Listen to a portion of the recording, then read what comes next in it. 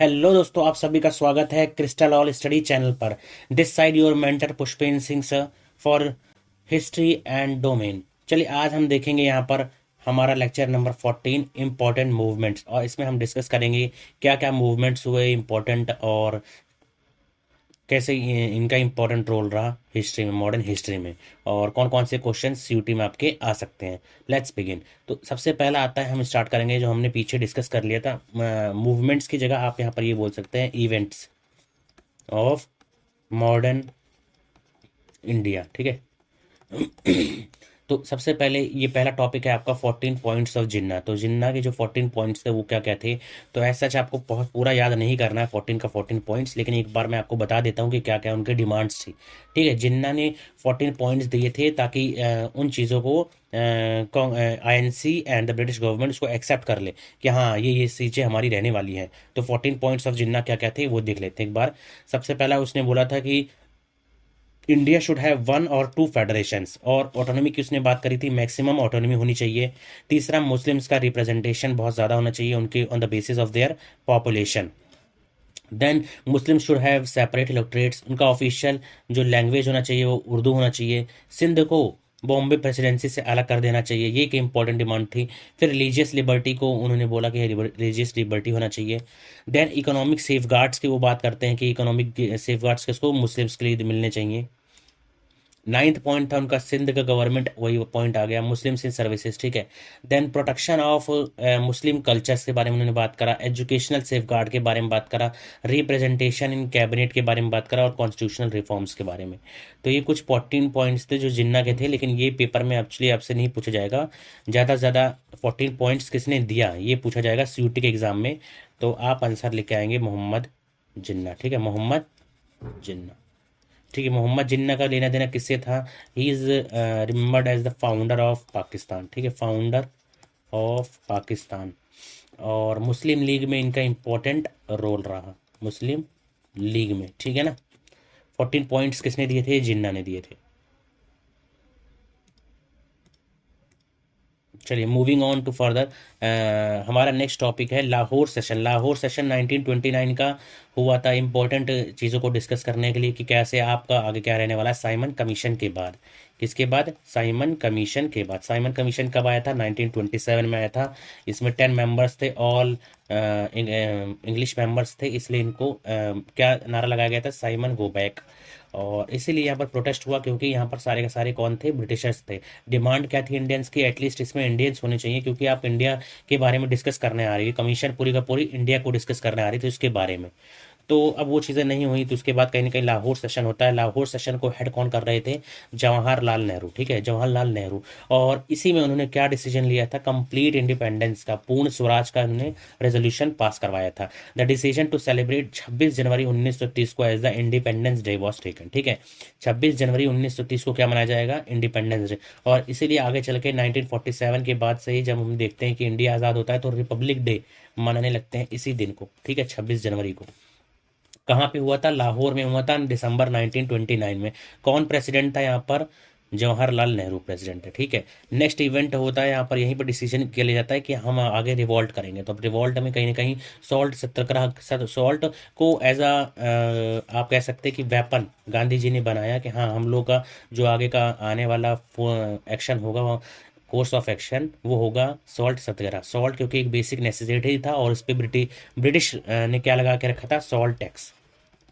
तो ये गांधी जी को बिल्कुल स्वीकार नहीं था, क्योंकि सॉल्ट हर जगह यूज़ करते हैं। ठीक है। तो महात्मा गांधी जी ने इसका मूवमेंट स्टार्ट करा, दांडी मार्च इसको कहा जाता है। और 12 मार्च 1930 को ये स्टार्ट हुआ था। कब स्टार्ट हुआ था बच्चों, 12 मार्च 1930 को। ये आपको हमेशा याद रखना है, ये बहुत इंपॉर्टेंट क्वेश्चन आ सकता है। Protest against the salt tax impose by the Britishers. कितना माइल्स उन्होंने कवर करा, पूरा डिस्टेंस 240 माइल्स। कहाँ से स्टार्ट हुआ था, साबरमती से। ठीक है, साबरमती से। साबरमती में साबरमती आश्रम गांधी जी ने स्टार्ट किया था, कब स्टार्ट किया था, 1915 में। ये सवाल आपको याद रखना है। साबरमती से कहाँ तक, दांडी तक। साबरमती से कहाँ तक, दांडी तक। कितने टोटल माइल्स थे ये, 240 माइल्स।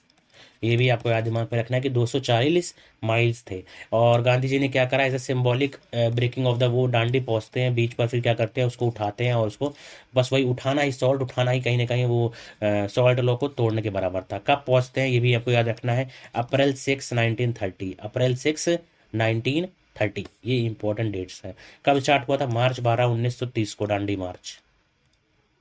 फिर यहाँ पर फर्स्ट राउंड टेबल कॉन्फ्रेंस होती है, कब से कब तक, 1930 से 1931 ही चलता है। और ये चलता है कब कब चलता है, ये पहले ही हमारा मार्च में हमने स्टार्ट कर दिया था। क्या स्टार्ट कर दिया था, डांडी मार्च। और क्योंकि इंडिया में ऑलरेडी ये सारे रिवॉल्ट चल रहे थे, तो यहाँ पर किसी ने अपना पार्टिसिपेशन शो नहीं किया। कहाँ पर, ये लंदन में। तो लंदन में INC was not there, Congress boycotted the conference as it was adequately represented, it was not adequately represented, मतलब वहाँ पर चीज़ें कांग्रेस को जैसे चाहिए थी कि रिप्रेजेंटेशन प्रॉपरली नहीं मिला। Issues related to untouchability and minorities were discussed, कहीं ना कहीं इंडिया को डिवाइड एंड रूल की पॉलिसी वहाँ भी अपनाई गई फर्स्ट राउंड टेबल कॉन्फ्रेंस में, डिवाइड एंड रूल की।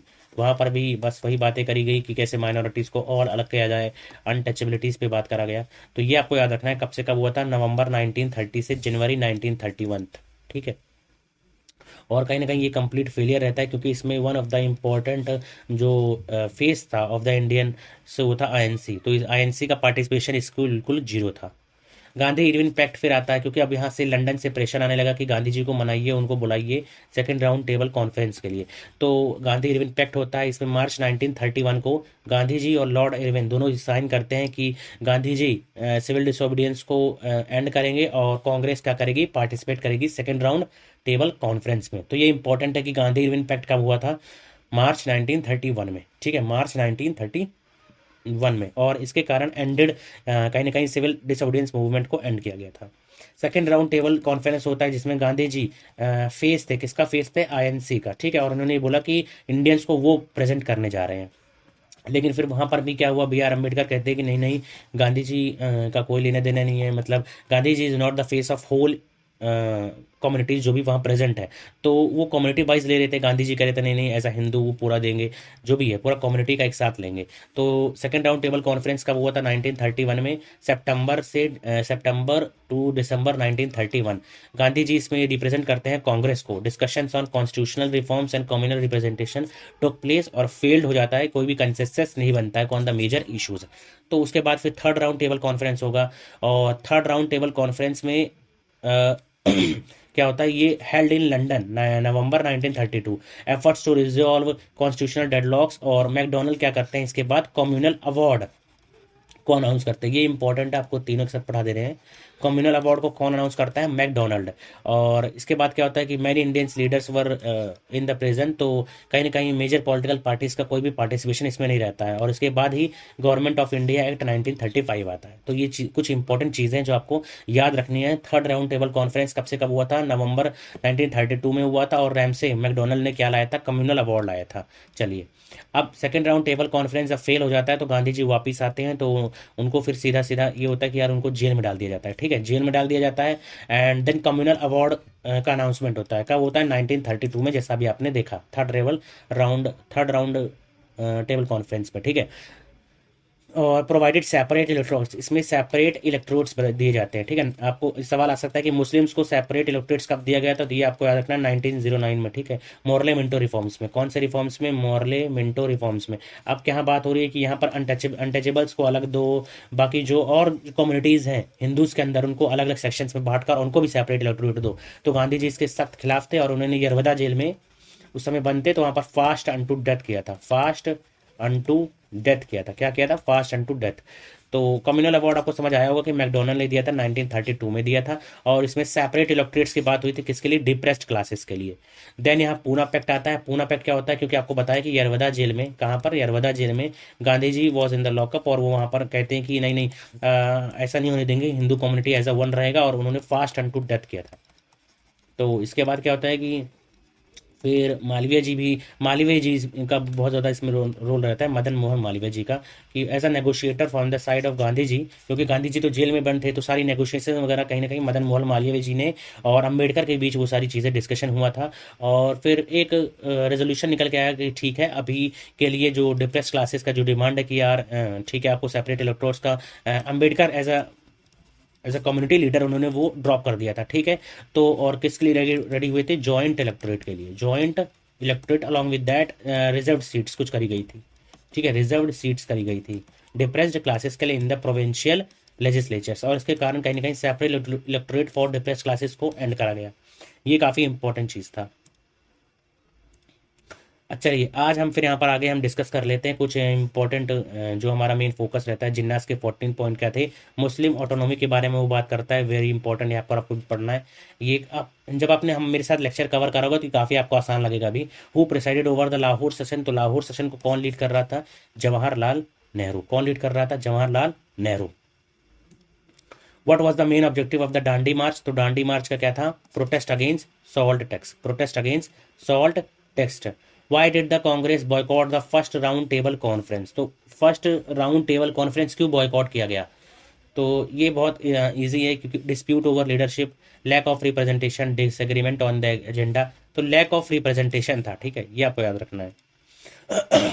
What did the Gandhi Irwin pact mark the end of? तो सिविल डिसोबीडियंस मूवमेंट को इसके बाद कहीं ना कहीं एंड करते हैं। Who represented the Congress at the second round table conference? तो Mahatma Gandhi ji represented Congress. What did the communal award announce in 1932? Separate electorates for different groups। यही आंसर है, ठीक है। चलिए नेक्स्ट क्वेश्चन आता है, the Poona pact was an agreement between Gandhi and whom? तो Poona pact किसके बीच हुआ था? महात्मा गांधी एंड अंबेडकर। तो आंसर हो जाएगा B R Ambedkar. Why did the third round table conference fail to reach a consensus? तो why did the third round table क्यों फेल कर देता कंसेंसस रीच करने के लिए? क्योंकि क्या होता है थर्ड राउंड टेबल कॉन्फ्रेंस में कंसेंसस नहीं होता, क्योंकि लैक ऑफ इंडियन रिप्रेजेंटेशन आप कह सकते हो, क्योंकि वहां पर कोई भी इंडियंस नहीं गए थे, ठीक है। अपोजिशन मेनली अपोजिशन तो था ही कांग्रेस से भी, तो इंडियन रिप्रेजेंटेशन नहीं कह सकते आप। इसका आंसर होगा opposition from Congress. Y did the third round table? तो अपोजिशन फ्रॉम द कांग्रेस आप कह सकते हो, ठीक है। इसको एक बार मैं चेक भी कर लूंगा इसका क्या हो सकता है, लेकिन मेरे हिसाब से अपोजिशन फ्रॉम द कांग्रेस होना चाहिए। चलिए, what major change did the government of India act 1935 introduce? तो गवर्नमेंट ऑफ इंडिया एक्ट 1935 ने क्या लाया? इंट्रोडक्शन टू डायरकी, डायरकी को तो एंड किया गया, provincial autonomy, continuation of separate, यह एक्सटेंशन ऑफ द, ये है, ठीक है। सेपरेट इलेक्टोरेट तो वैसे ही एंड कर दिया था, तो एक्सटेंशन हुआ था ब्रिटिश रूल का कहीं ना कहीं इसके आगे भी। That's all for today, thanks a lot. इस वीडियो को देखने के लिए प्लीज़ इसको शेयर कीजिए, लाइक कीजिए, अपने फ्रेंड्स में कमेंट कीजिए और हमें सपोर्ट कीजिए। ये हमारा हेल्पलाइन नंबर है, इस पर आप प्लीज़ कांटेक्ट कीजिएगा। That's all for today, thanks a lot.